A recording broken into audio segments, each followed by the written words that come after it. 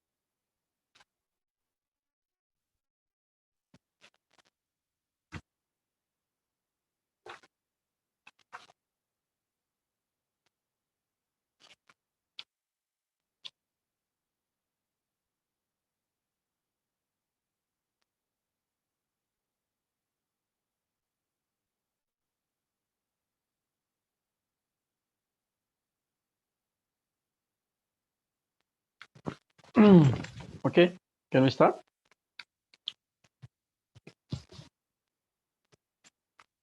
Yes, we can.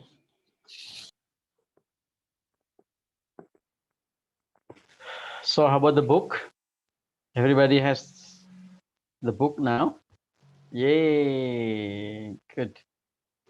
Thank you very much, Pak Ulun. You're most welcome.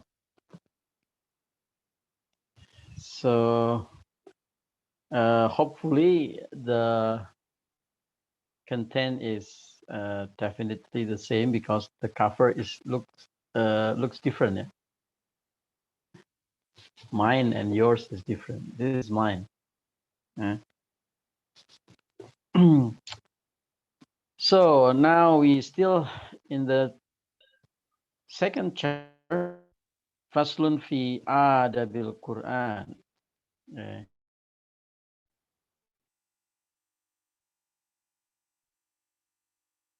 Assalamualaikum warahmatullahi wabarakatuh.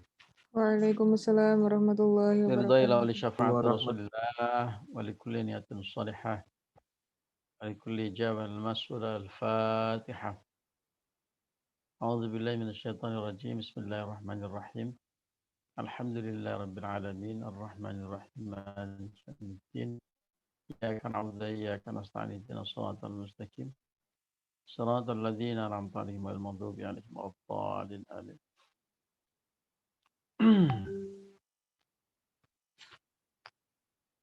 Of course I have it.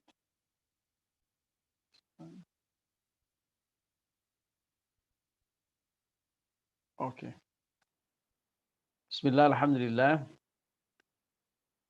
Alhamdulillahilladzi faddala bani Adam bil ilmi wal kalam. Wassalatu wassalamu ala sayyidil anam Muhammadin wa ala alihi wa ashabihi alladzi nurul zalam amma ba'd. Teman-teman yang dirahmati Allah, kita sampai masih ada di penghujung dari bab 2, yaitu Faslun fi Adabil Quran. Fasal atau bab ini berbicara tentang adab Al-Quran. Adab Al-Quran di sini adalah bukan adab terhadap Al-Quran, tetapi adab yang dijiwai oleh Al-Quran. Kita ada di bagian bawah.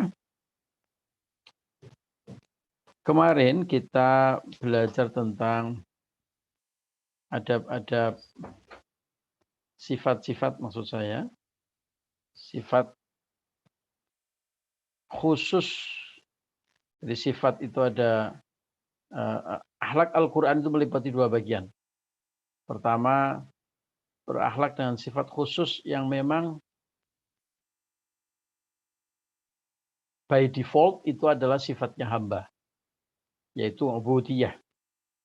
Ya, contohnya merendahkan diri serendah-rendahnya, patuh sepatuh-patuhnya. Namanya juga hamba, abid. Ya. Maka sifat kehambaan adalah ubudiyah, ya menghamba. Ya, itu sifat defaultnya kita semua sebagai makhluk.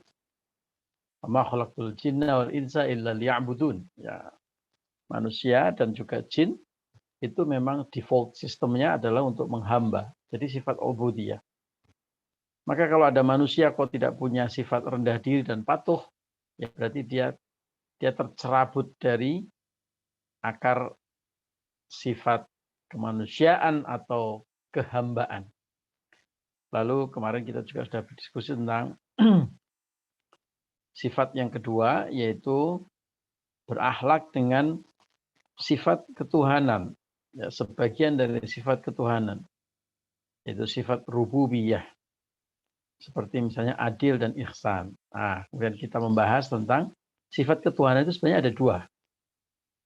Sifat ketuhanan yang khusus, ya, mukhtasun, disebutkan demikian dalam kitab kita, ya, khusus milik Allah. Seperti misalnya adalah azali, misalnya adalah abadi, ya. Misalnya juga wal ghina 'anil akwan, ya. Merasa cukup, tidak butuh kepada makhluk. Nah, itu sifat-sifat ketuhanan yang mukhtasun hanya untuk Allah.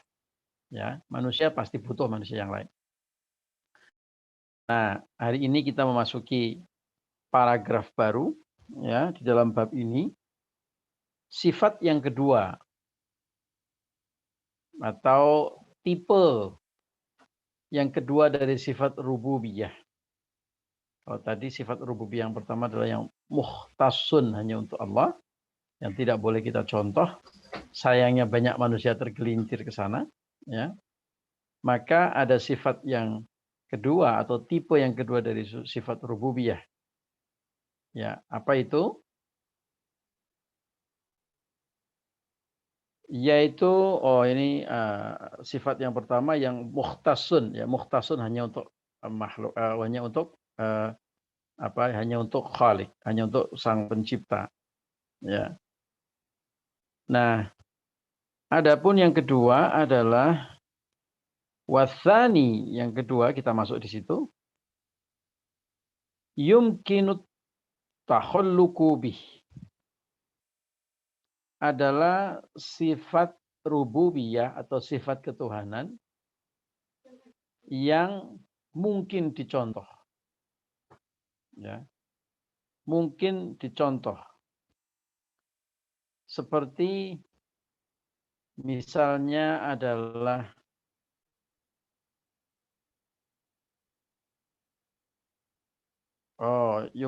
wa huwa darbani, dan dia terbagi menjadi dua. Ternyata sifat yang kedua ini pun terbagi menjadi dua, ya. Sifat-sifat ketuhanan yang mungkin dicontoh itu terbagi menjadi dua. Wa huwa darbani. Apa itu? Ahaduhuma, kelompok yang pertama adalah la yajuzu, tidak diperkenankan at-takhalluqu bihi, seorang makhluk berakhlak dengan yang demikian atau mencontoh akhlaknya, akhlak rububiyah, ya. Meskipun mungkin dicontoh atau mungkin bisa dilakukan oleh makhluk, tapi nggak boleh dilakukan. Jadi ini indahnya larangan, ya, konsep larangan dalam agama. Jadi larangan itu bukan hanya untuk sesuatu yang tidak bisa dilakukan oleh manusia. Kalau larangan kok tidak bisa dilakukan manusia, itu ringan, ya. Untuk melawan itu ringan, untuk ya. Misalnya contoh yang dilarang, tapi karena kita nggak bisa, ya, sehingga ringan-ringan saja. Kalau berkuasa dilarang untuk zalim, ya, menjadi sultan, jadi raja, dilarang zalim. Nah, kita semua bukan sultan, kita semua bukan raja, jadi gampang aja meninggalkan larangan itu. Ya. Orang yang dikaruniai harta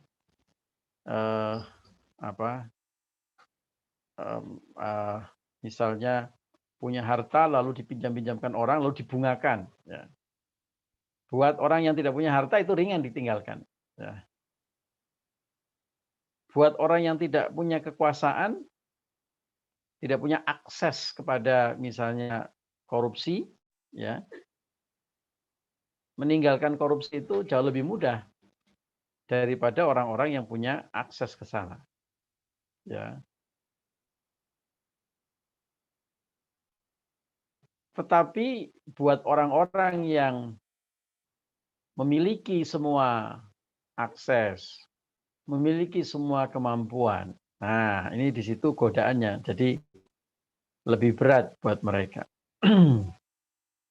Maka buat beberapa orang sebenarnya berkumpulnya nikmat itu bagi sebagian orang itu ujian, ya, dan ujiannya itu bisa jadi lebih berat, lebih sulit daripada ujian kalau dia nggak dapat nikmat itu. Banyak orang yang sukses menghadapi ujian kemiskinan. Ya, ketika miskin itu rajin sholat, rajin ibadah, sholat duhanya kenceng gitu ya, 6 rakaat, 8 rakaat gitu ya. Begitu dia kaya, dia ternyata tidak lulus ujian. Contoh yang paling fenomenal adalah Sa'labah, kemudian Qarun. Ya, contoh-contoh yang fenomenal. Sa'labah kecil, Qarun kecil dalam kehidupan sehari-hari banyak banget. Banyak. Ya. Jadi lulus ujian Allah untuk sabar ketika miskin, tetapi tidak lulus ujian Allah ketika kaya. Lulus ketika dia tidak mendapatkan nikmat Allah, ya, tetapi ketika nikmat Allah datang malah dia jadi tidak lulus. Ya.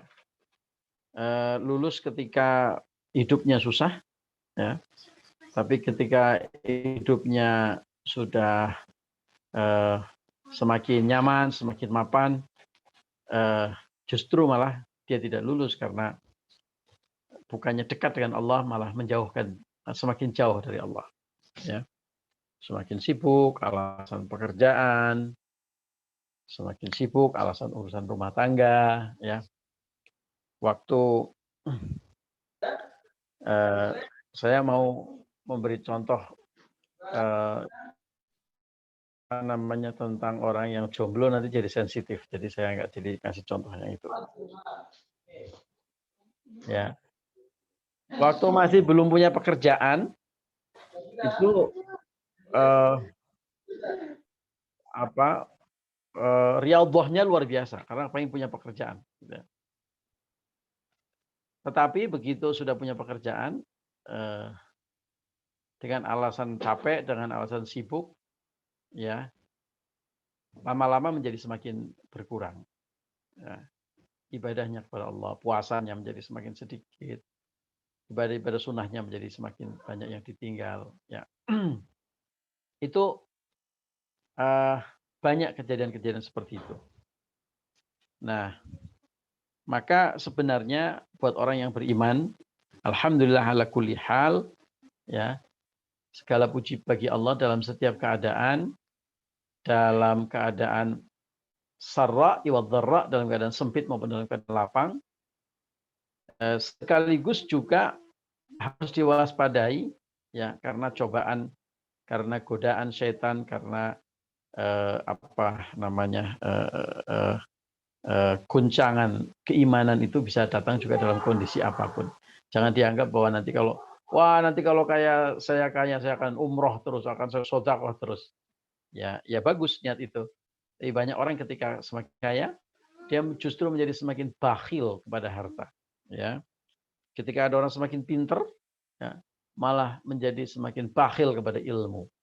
Ya. Ketika ada orang semakin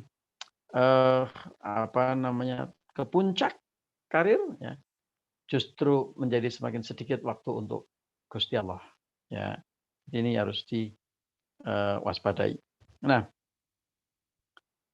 jadi memang ada perkara-perkara yang kita bisa tetapi dilarang. Nah, itu justru godaan dan cobaan yang luar biasa. Nah, dalam contoh kasus ini la yajuzu at-takhalluqu bi, ya. Tidak boleh kita mencontoh sifat-sifat atau melakukan sifat-sifat Allah itu. Ya, meskipun kita bisa atau manusia memungkinkan bisa. Ya. Contohnya apa? Contohnya adalah kal azamati, ya. Bersifat berlagak jumawa, agung, azamah. Azam itu besar. Ya. Wal kibriya, dan juga sombong. Ya. Agung dan sombong itu sifat Allah. Tapi makhluk itu bisa mencontoh, bisa berlaku seperti itu. Ya. Beda dengan sifat Allah yang tidak bisa dicontoh oleh makhluk. Misalnya adalah menciptakan alam raya. Makhluk nggak bisa mencontoh. Ya. Tapi kalau sombong, manusia bisa mencontoh. Merasa dirinya jumawa, agung, hebat, manusia bisa mencontoh. Meskipun manusia bisa mencontoh, karena itu sifat rububiyah yang nggak boleh dicontoh, maka kita dilarang untuk lakukan sifat-sifat yang seperti itu. Oh yeah, what the meaning of the? Yeah, okay. My little operator will help me to pin my picture. Okay.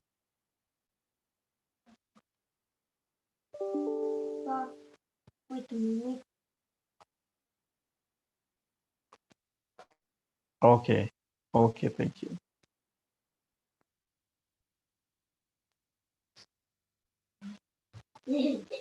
Ya. Ironisnya, lagi-lagi kita bicara ironis, ya. Ironisnya, yang tidak boleh itu justru yang banyak dipraktekkan manusia, dipraktekkan makhluk. Ya. Misalnya sombong, misalnya merasa dirinya agung, merasa dirinya hebat, misalnya merasa dirinya keren, ya. Merasa dirinya populer, terkenal, ya. Merasa dirinya berkuasa. Ya. Itu adalah sifat-sifat yang sangat umum, ditemui terutama pada masyarakat modern. Ya. Jadi kalau kita belajar tentang apa namanya segitiga Abraham Maslow kalau nggak salah ya. Di situ ada kebutuhan manusia apa saja sih dari yang paling basic sampai yang paling tinggi. Nah, saya tidak tahu teori terbaru, tetapi kalau saya boleh menduga teori Maslow zaman saat ini rasanya antara mungkin perlu perlu direlook, ya, perlu direview, perlu dilihat kembali dalam hal levelingnya, ya. Juga mungkin karena bisa jadi bukan teorinya yang salah, tetapi karena memang kemungkinan yang kedua adalah pergeseran needs manusia, karena basic needs itu relatif lah ya, relatif sudah tercukupi. Saat ini sangat jarang ditemui ada orang yang benar-benar nggak bisa makan seperti zaman dulu misalnya. Zaman saya masih kecil itu masih banyak di berita musibah kelaparan, itu masih banyak ya, bahkan yang sifatnya masif. Suatu negara misalnya kayak Ethiopia itu kena kelaparan itu masih banyak terjadi. Saat ini rasanya sudah semakin sedikit. Sehingga kemudian yang menonjol adalah kalau dulu need of existence, ya, kebutuhan untuk diakui itu mungkin paling atas, paling sedikit, paling kecil. Saat ini itu justru yang paling gede. Ya. Lihat saja itu orang dunia medsos. Ya. Medsos itu paling gampang lah jadi ukuran. Semua orang ingin eksis di situ. Bahkan teknologi pun diciptakan untuk mendukung kebutuhan manusia untuk diakui. Buktinya apa? Handphone. Ya, handphone itu kan dengan namanya saja phone, ya, mobile phone. itu harusnya fungsi utamanya adalah telepon. Tapi sekarang ternyata survei membuktikan orang membeli mobile phone itu salah satu needs-nya dia dan sekaligus juga yang menentukan dalam mengambil keputusan beli mobile phone yang mana, merek apa, itu adalah kamera. Ya. Kan menarik. Ya. Kamera. Kenapa kamera? Karena tadi hubungannya adalah kebutuhan manusia untuk diakui. Kemudian medsos, ya akses ke medsos. Jadi kamera, medsos gitu. Itu manusia modern, gambaran kebutuhan manusia modern. Dan kalau manusia itu butuh diakui, itu pasti sangat dekat hubungannya dengan al-azamah wal kibriya. Ya. Needs, bahkan itu sudah menjadi needs, sudah menjadi kebutuhan orang-orang untuk diakui, ya, dan juga dekat-dekat ke arah sombong, ujub, takabur, sum'ah haria, gitu, dekat-dekat ke sana itu manusia modern. Faktanya begitu, termasuk ya kita, ya, frankly speaking, ya semua orang, termasuk kita mungkin ada kebutuhan. Buktinya coba, kalau Anda punya medsos, ya, saya nggak tahu, saya berteman dengan santri-santri ini rasanya hanya dengan beberapa educators. Dengan Pak Yasfi pun saya nggak tahu. Pak Yasfi ada di FB nggak Pak Yasfi? Ada Pak, ada. Oh ya ada, yang rambutnya gondrong waktu itu. Waduh, ketahuan kan? Ya ada, ingat saya. Rasanya saya hanya berteman dengan Pak Yasfi ya. Beberapa educators lain, ada Pak Eko, ada dengan Pak Yai Arif ya. Nah coba lihat. Kalau kita bikin postingan di di FB atau di Instagram, saya ada akun di Instagram tapi saya tidak aktif gitu. Apa yang kita lakukan ketika habis posting? Apakah ditinggal begitu saja? Tidak, ya. Saya berani bertaruh. Itu Anda posting, Dilihat like-nya Pak. Ya, setiap 5 menit dilihat like. Wow, sudah 20. Wah. Begitu sudah tembus 100, wah ini dia. Apalagi kalau yang postingannya itu foto kita gitu ya. Terus kita merasa kayak kita banyak penggemarnya gitu ya. Banyak yang mengagumi. Terus kamu berapa friends-nya? Ya, followernya berapa kalau di IG itu? Followernya berapa? Mbak Mira followernya berapa Mbak Mira? 2 juta?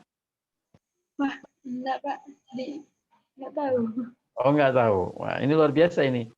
Sampai tidak hafal followernya, antara memang ghani ya, tidak tergantung dengan follower, atau memang saking banyaknya sehingga nggak dihitung ya. Tapi umumnya orang seperti itu.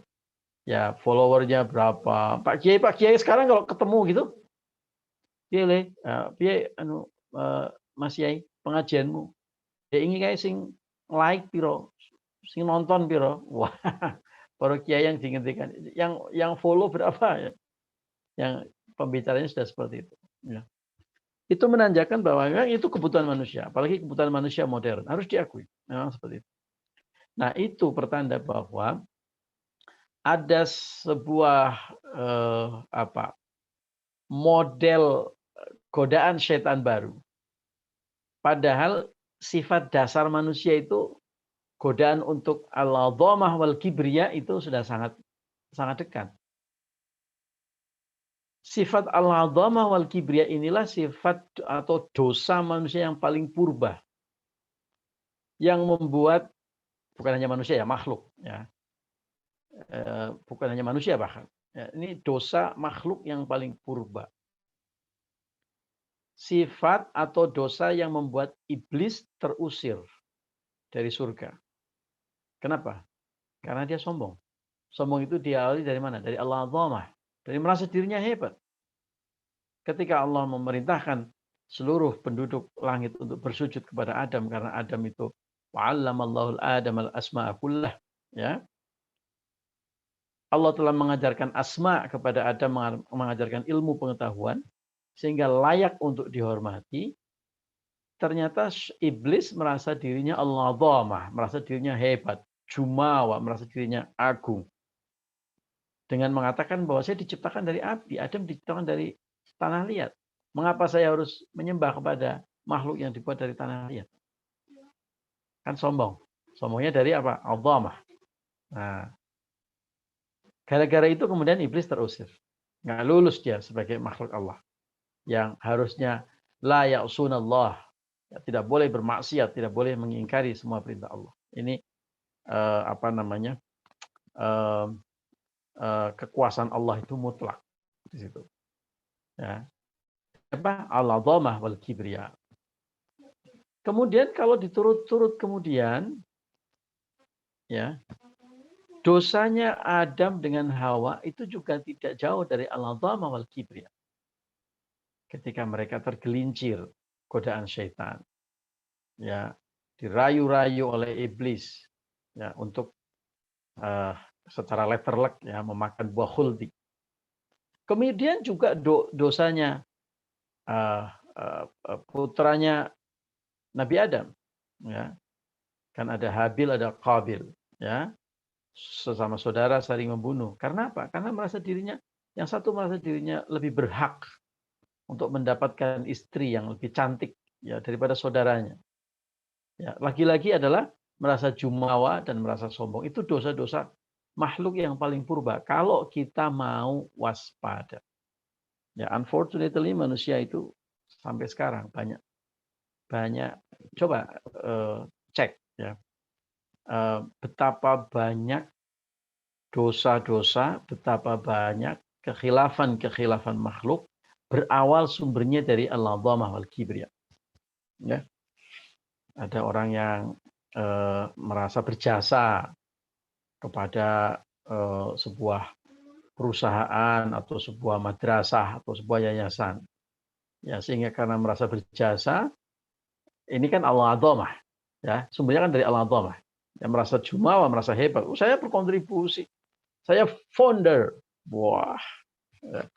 Saya adalah orang yang paling banyak jasanya. Maka karena saya paling banyak jasanya, saya harus mendapatkan reward.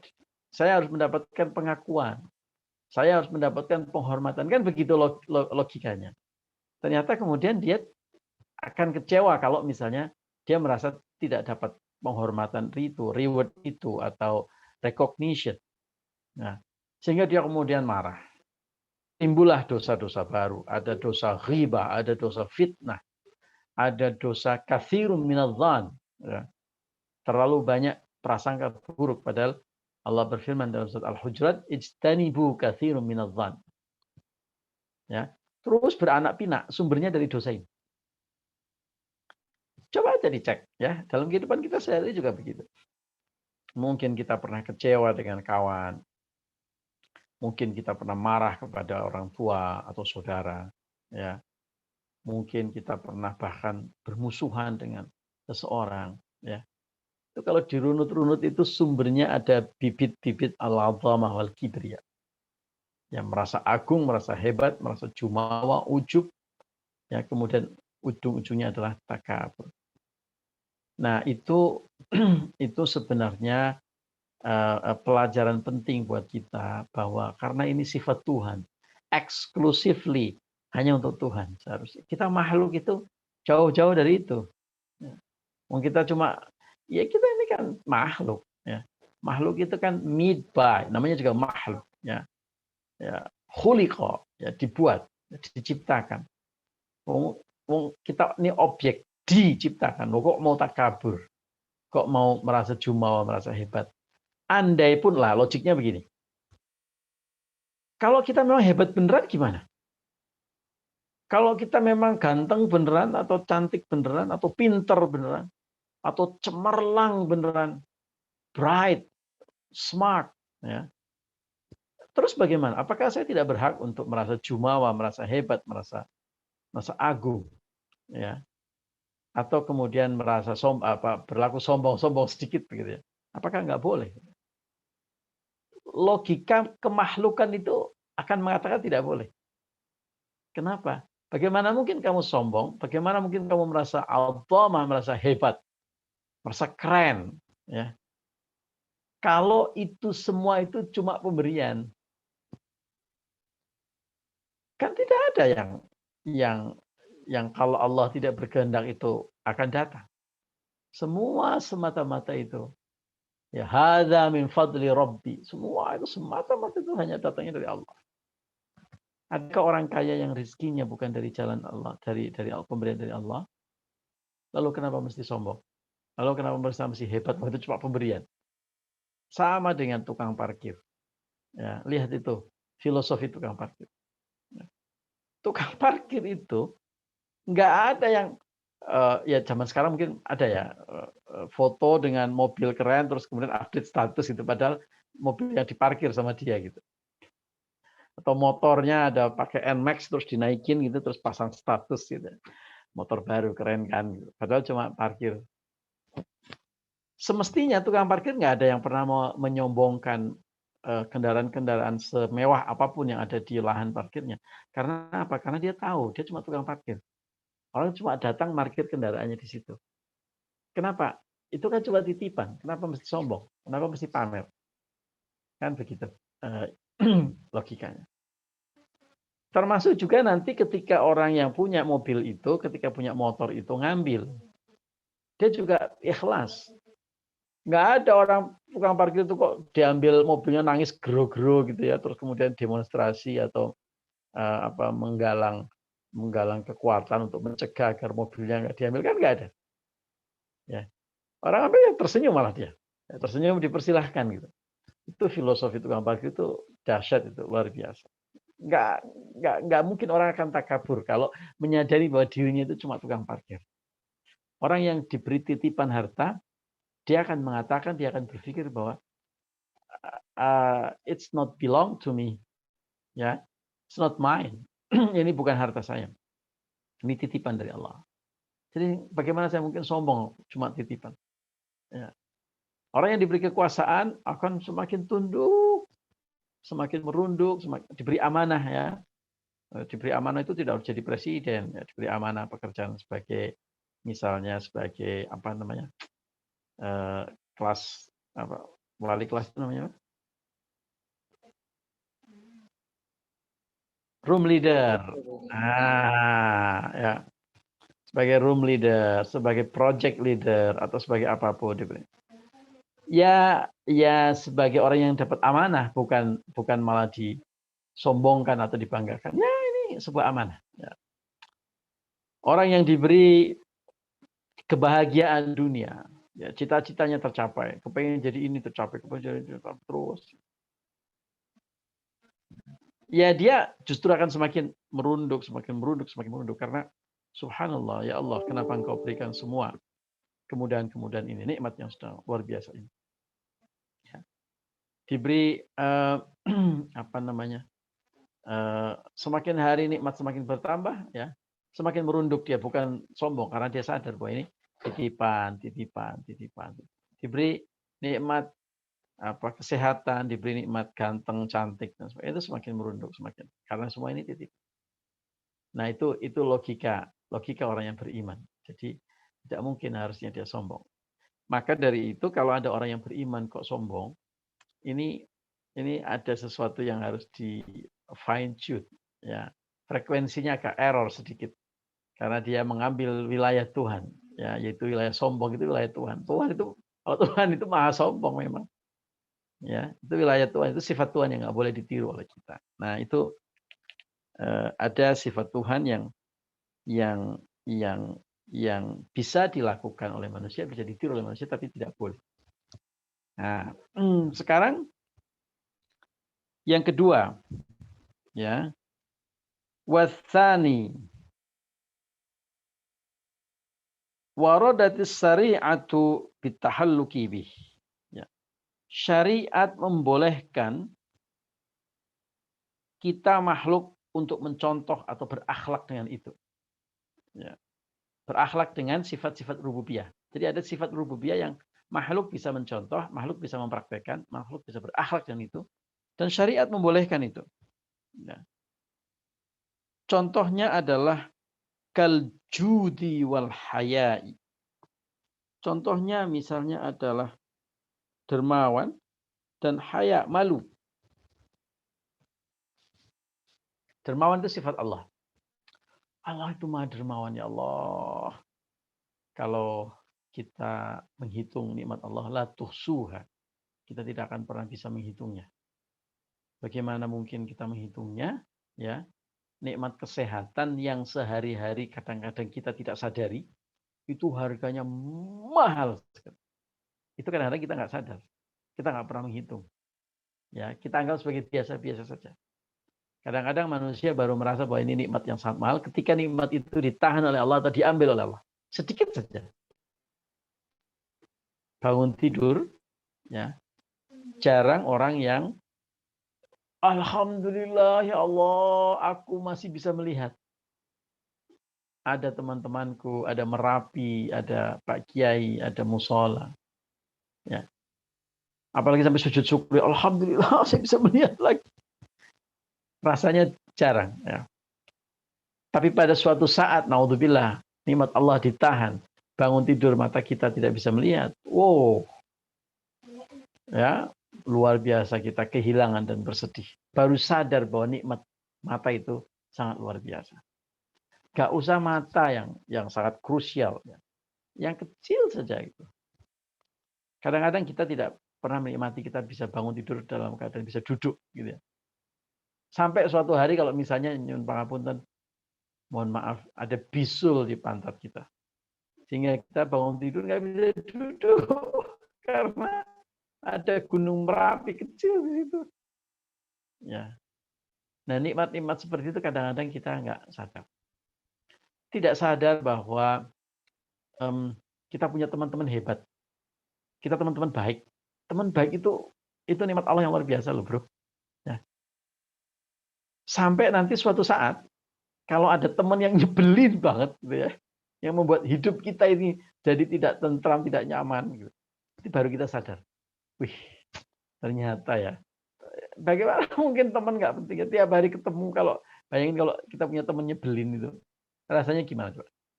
Wah, di hati, pikiran itu rasanya cuma yang kebayang itu orang yang nyebelin itu terus.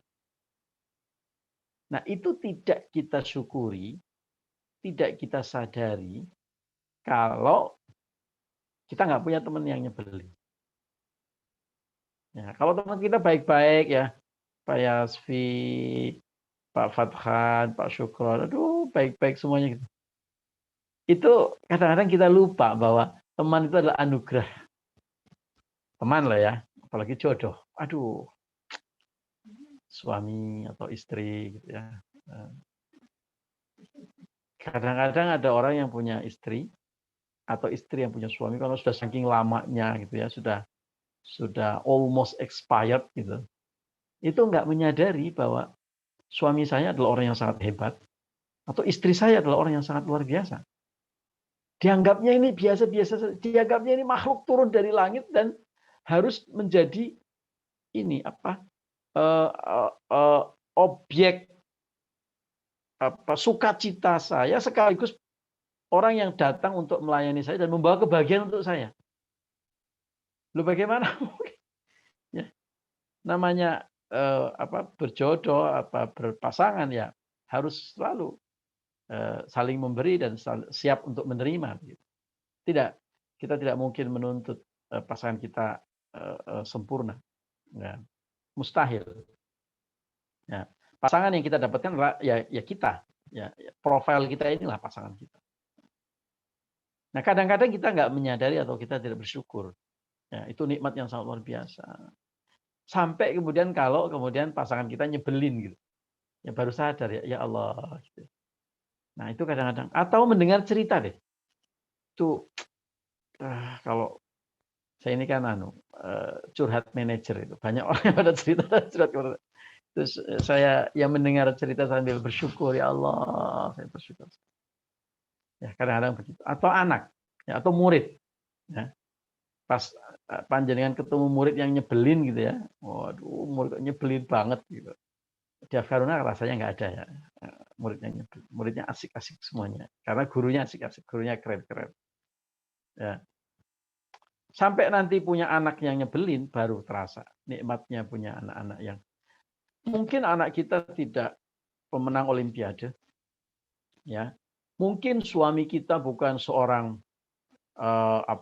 yang gantengnya atau kerennya seperti siapa itu ya, bintang film gitu ya. Atau mungkin bukan orang yang punya pangkat kedudukan tinggi, ya. Tetapi ternyata bersama pasangan kita itu ada sejuta nikmat Allah atau berjuta nikmat Allah yang mahal harganya. Ya, sampai kemudian kita kadang-kadang baru sadar ketika tidak mendapatkan itu. Nah, nikmat-nikmat seperti itu yang sangat Allah begitu dermawan kepada kita, begitu baik Allah.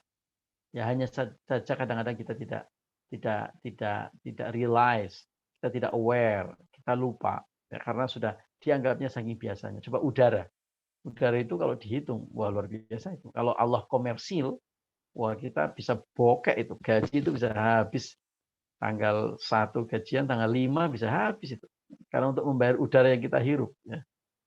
Kalau sekarang kan gaji bulan Agustus tahun 2019 saja masih utuh ya di tabungan ya, belum tersentuh ya. Karena gaji bulan kemarin masuk apa enggak tahu. Ya. Karena enggak sadar. Ya sudah anu lah ya, sudah enggak terlalu penting gitu ya.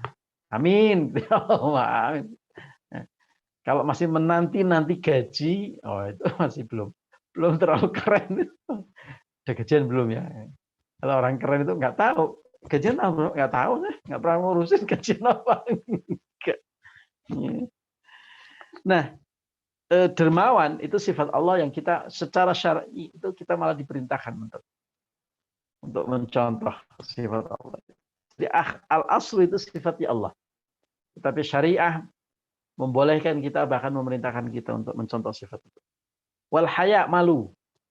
Malu itu, itu sepele loh, malu. Tapi ternyata yang luar biasa itu apa? Malu itu ternyata sifat Allah. Ya. Malu dalam hal apa sifat Allah? Sifat rububiyah apa yang malu? Malu untuk melakukan hal-hal yang sebenarnya kalimat malu itu kadang-kadang tidak tepat untuk menggambarkan ini. Ya. Kalau dalam konteks kemanusiaan adalah malu untuk bertindak maksiat, malu untuk bertindak yang melanggar perintah Allah, ya. Malu kalau tidak menjalankan perintah-perintah Allah, itu malu. Kalimat yang tepat yang digambarkan dalam konteks yang tepat misalnya ada dalam sebuah hadis yang mengatakan kamu boleh melakukan apa saja kalau kamu tidak punya rasa malu. Gitu. Ya, kalau kamu tidak punya rasa, kamu boleh melakukan apa saja. Ini relevan. Manusia itu hiasan terindah itu salah satunya adalah malu, apalagi perempuan. Perempuan kalau sudah tidak punya rasa malu, aduh kacau, ya, kacau dunia persilatan. Ya, jadi itu rasa malu, ya, yang menjadi sifat Allah yang secara syariah itu boleh dicontoh. Ya. Wal hilmi, al-hilmi itu santun. Allah itu sangat santun, maha santun. Dan itu adalah sifat Allah yang secara syariah kita harus mencontohnya.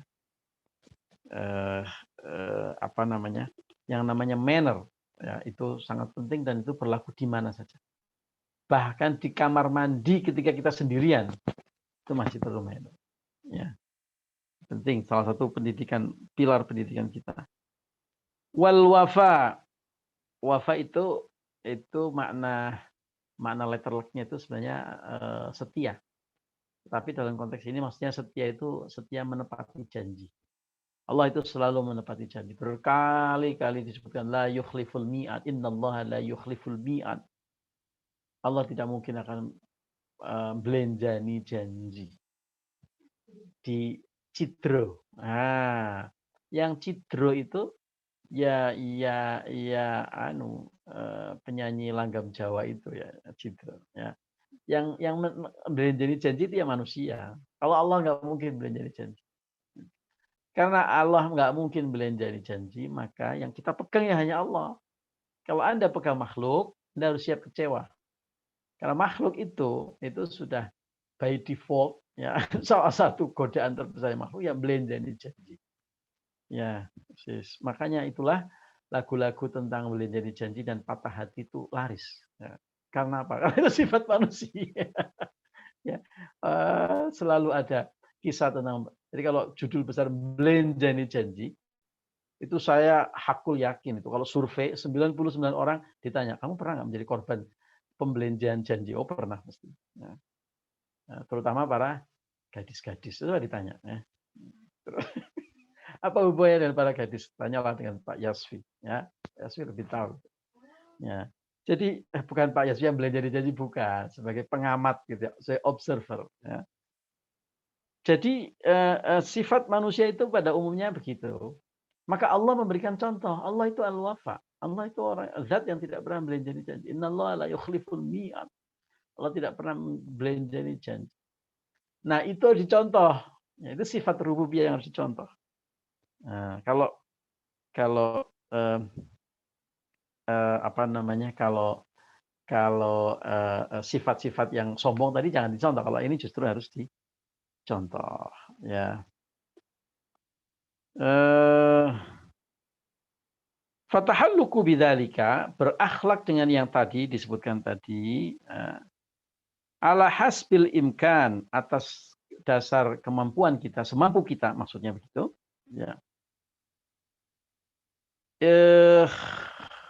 Ternyata saya sudah harus pakai kacamata ini kayaknya. Itu adalah murdil lirrahmani. Itu diridhoi oleh zat yang maha rahman. Ya. Kalau kita bisa mencontoh itu, maka kita akan menjadi orang-orang yang diridhoi. Murdin, ya, lirrahman. Ya. Ini tulisannya berbayang. Murghim lisyayatin, ya, lisyaitan, ya. Dia akan dibenci oleh syaitan. Jadi ada satu momen di mana kita harus bangga sebagai orang yang dibenci. Jadi nggak apa-apa, haters itu nggak apa-apa, ya. Haters itu nggak apa-apa. Kalau yang membenci kita syaitan. Kalau yang membenci kita adalah musuh Allah, itu kita harus bangga. Ya. Jadi murdin lirrahman, kita harus mencari ridho yang zat yang maha rahman. Kita harus berusaha untuk mendapatkan ridho Allah. Ya. Pada saat yang sama kita bangga kalau dibenci oleh setan. Nah kalau kita bisa mencontoh sifat-sifat al-jud, wal haya, wal hilm, wal wafa, itu kita akan dibenci oleh setan. Setan nggak senang. Jadi Anda nggak usah berpretensi untuk disukai oleh semua orang, nggak apa-apa, kalem. Karena setan itu kan, manusia itu kan setan itu bisa mewujud dalam bentuk jin, minal jin minal jinnati wan nas. Jadi setan itu bisa berbentuk jin dan bisa berbentuk manusia. Jadi ada manusia yang setan. Kalau ada orang yang membenci kita, ya selama kita lurus, ya tegak lurus, ya nggak usah galau. Ya, cuma dikasih jempol turun satu aja sudah nggak bisa tidur, biarin aja. Ya itu mudah-mudahan kalau memang kita tegak lurus itu termasuk golongan setan yang berbentuk manusia, sehingga kita harus bangga kalau dibenci oleh orang itu. Ya kalem aja. Wa yadullu ala dzalik. Ya. Jadi kita harus berusaha untuk bersifat yang demikian semampu kita sesuai dengan kemampuan kita. Insya Allah dengan sikap yang demikian kita akan diridhoi oleh Allah dan dibenci oleh setan. Wa yadullu ala dzalik. Adapun hal-hal yang menunjukkan kepada hal itu, ya, at-takhalluq ayatul Quran, ya, adalah ayat-ayat, semua itu tadi berdasarkan ayat-ayat Al-Quran, ya, wattifaqu ahlil ma'rifati wal iman, dan kesepakatan ahli ma'rifat dan iman. Jadi tadi itu syariah itu memang terbentuk dari hukum-hukum syariat, ya, hukum yang qat'iyyus subut itu Al-Quran dan hadis mutawatir, dan tentu juga ada sumber-sumber hukum yang lain. Di antaranya adalah ittifaq atau kesepakatan para ulama, ya, tentang hal-hal yang tadi disebutkan. Ada sifat-sifat Allah yang harus kita tiru, ya, sifat-sifat rububiyah yang harus kita tiru, dan dengan kita meniru sifat itu, insya Allah kita akan dapat ridho Allah dan juga akan dibenci oleh setan. Kita bangga dibenci kalau yang benci setan kita, kalau yang membenci orang yang baik-baik ya kita harus galau. Ya. Alhamdulillah kita sudah sampai selesai chapter 2, faslun atau bab 2. Insyaallah nanti kita lanjutkan di pasal selanjutnya. Terima kasih, monggo dipersilakan kalau ada yang mau disampaikan atau ditanyakan.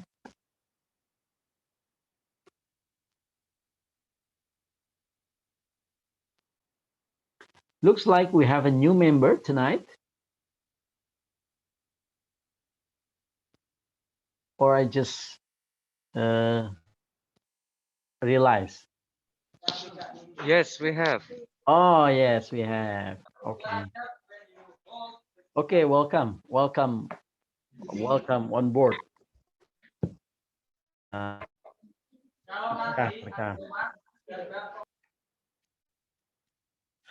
Oke, ada yang mau disampaikan? Pak Syukron, Mbak Mira, where's Pak Fathan? I have another program.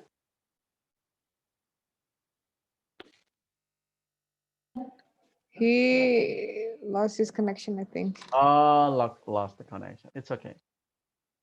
So long you don't lose yourself. Oke. Thank you. Ada yang mau disampaikan, teman-teman? Scary class. Scary class again. Cek. Pak Fathan hadir. Oh ya, saya boleh.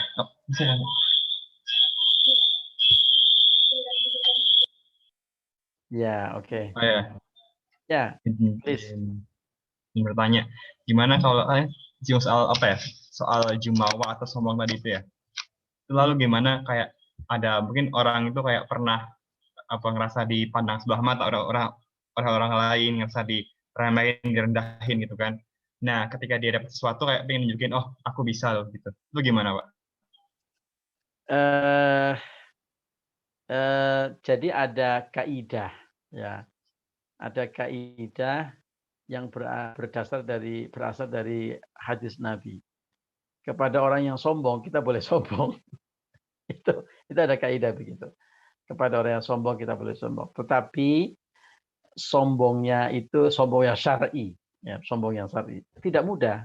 Sombong yang syar'i itu tidak mudah. Ketawa syar'i saya tidak mudah, bagi sombong syar'i gitu ya. Kalau ketawa syar'i itu kan pakai huruf H begitu, yang pakai bahasa Arab gitu. Itu sombong syar'i. Bagaimana maksudnya sombong syar'i? Begini. Ketika kita bersifat sombong itu dalam rangka untuk menunjukkan kepada dia orang yang sombong agar dia tidak sombong.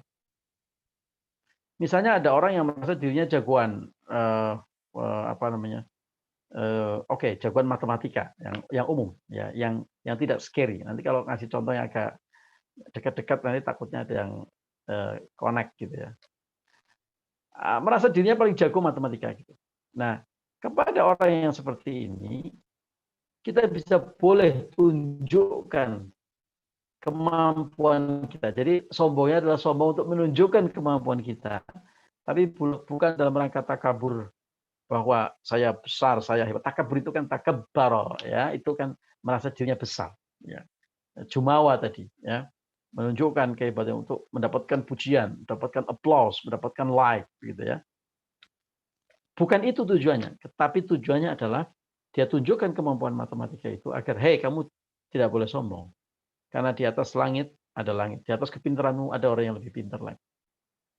Sebagaimana Nabi Musa ketika menaklukkan Fir'aun.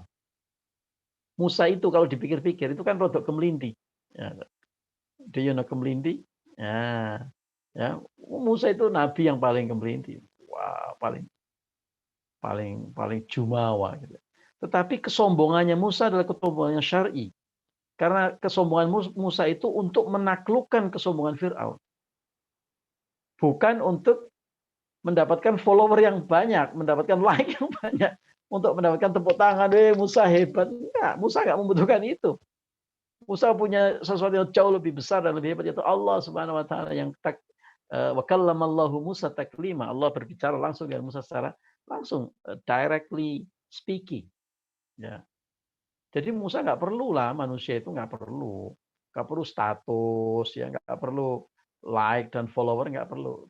Musa punya yang lebih hebat, yaitu Allah. Sadar akan itu, ketika Musa menunjukkan keahliannya, Musa menunjukkan tongkatnya, Musa mengeluarkan, itu bukan dalam rangka untuk mendapatkan pujian untuk dirinya, tetapi agar orang itu, Fir'aun dan pasukannya, ya, itu takluk, tidak lagi sombong.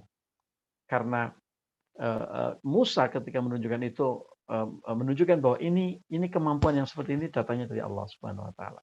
Kembali ke pertanyaan Pak Fathan, kalau Anda mengalami situasi-situasi demikian, bagus kalau Anda termotivasi.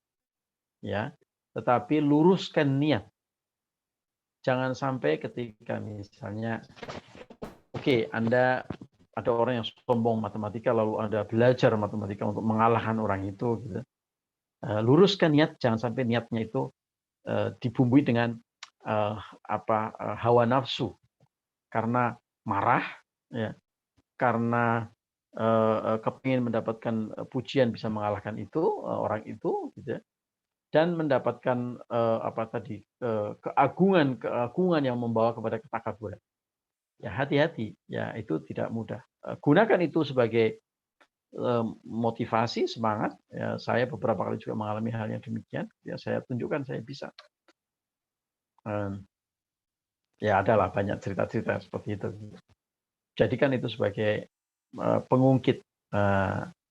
Jadi kalau kita jatuh, itu sebagai daya pantul. Jatuh, lompat lebih tinggi lagi. Resilience namanya. Ya, nggak apa-apa, itu sebagai motivasi kita.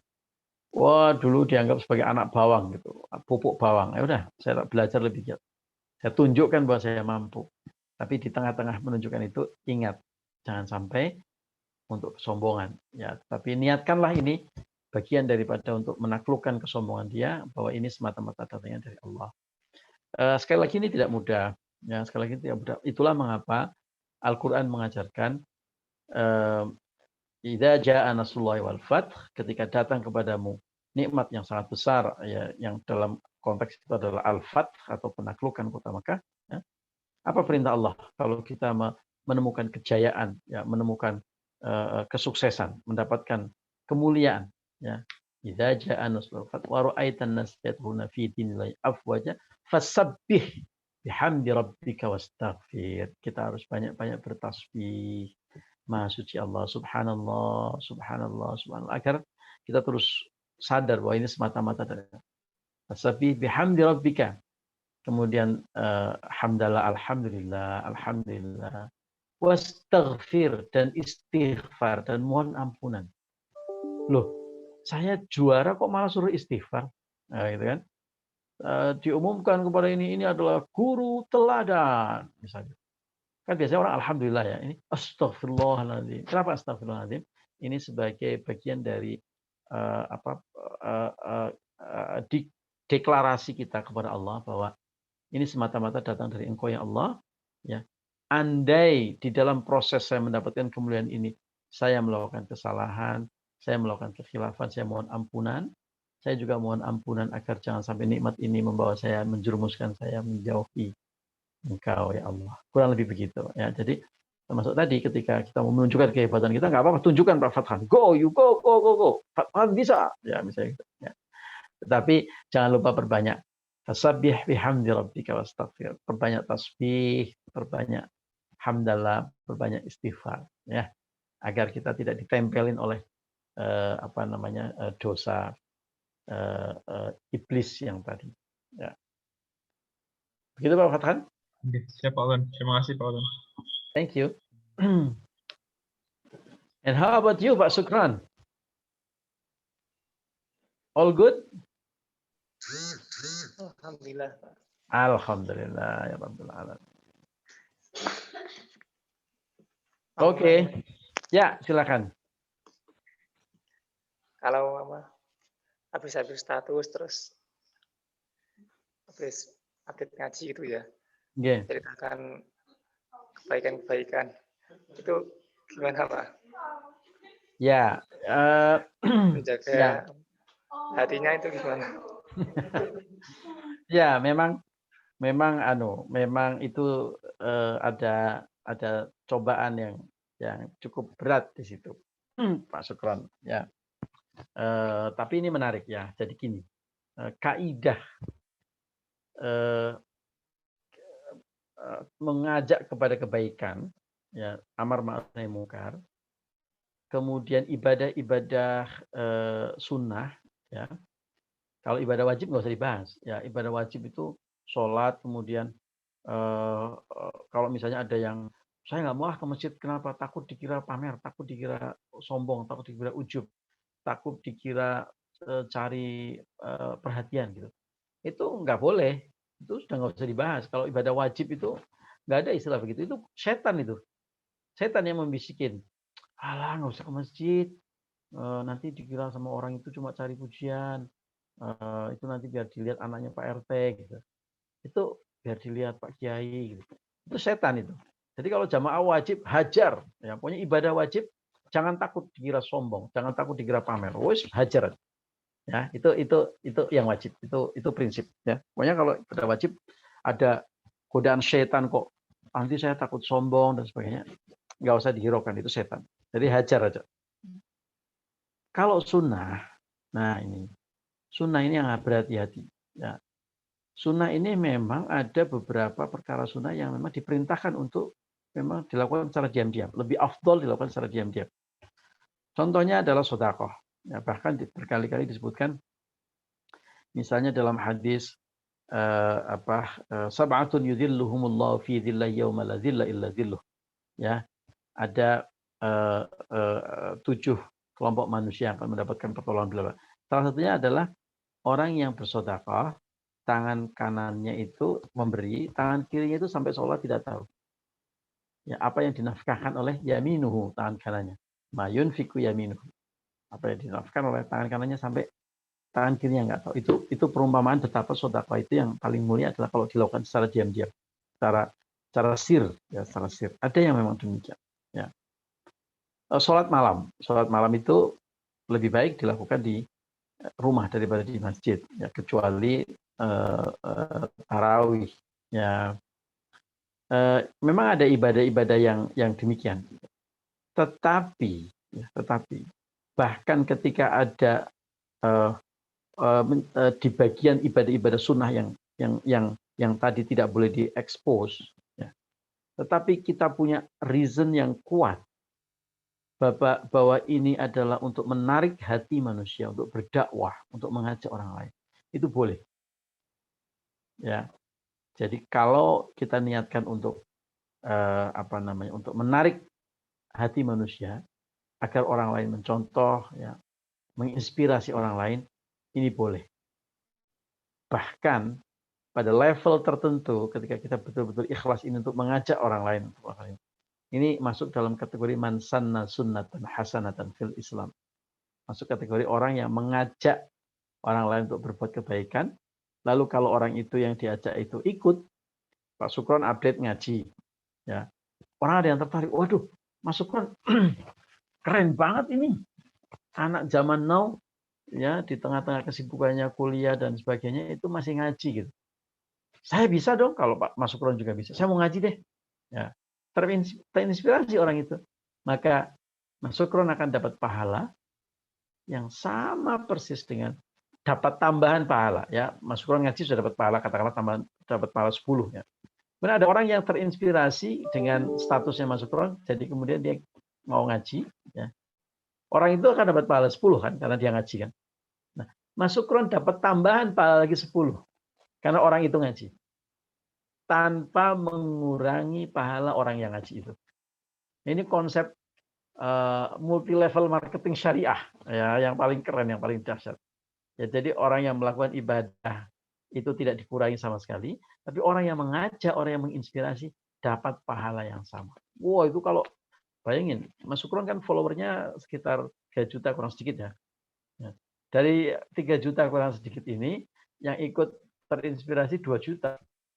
Kali 10 kebaikan. Wah, itu pundi-pundi amal yang luar biasa masuk Quran. Jadi, lanjutkan. Ada rasa-rasa ujub, sombong sedikit, nggak apa-apa. Lanjut aja terus. 1 kali masih ada rasa ujubnya, masih ada rasa sombongnya. 2 kali masih ada tersisa. 3 kali masih ada. 10 kali, 20 kali, lama-lama ujubnya hilang. Tiap hari posting ngaji. Ya 2 hari mesti ada pamer-pamernya sedikit. 3 hari masih ada pamer-pamer. Nanti kalau sudah 10 kali, 20 kali, mau pamer gimana? Oh, itu udah jadi rutinitas kita. Ya, lama-lama hilang rasa sombongnya, rasa ujubnya, rasa pamernya. Dan pada saat itulah momentum ikhlas datang. Wah, itu dahsyat sekali masuk. Ya. Saya sudah 7 tahun lebih ya, rasanya mungkin hampir sekitar 8 tahun atau 9 tahun. Ngaji setiap pagi. Ya, itu jadi kayak rutinitas gitu. Kalau saya cerita kepada orang lain, dulu mungkin ada perasaan bangga. Sekarang ya gimana kayak saya bangun tidur biar. Ya, jadi, nah, pada saat datang momentum ikhlas itulah, wow, itu first moment of truth. Bus, dahsyat sekali itu pahalanya masuk Quran. Ya.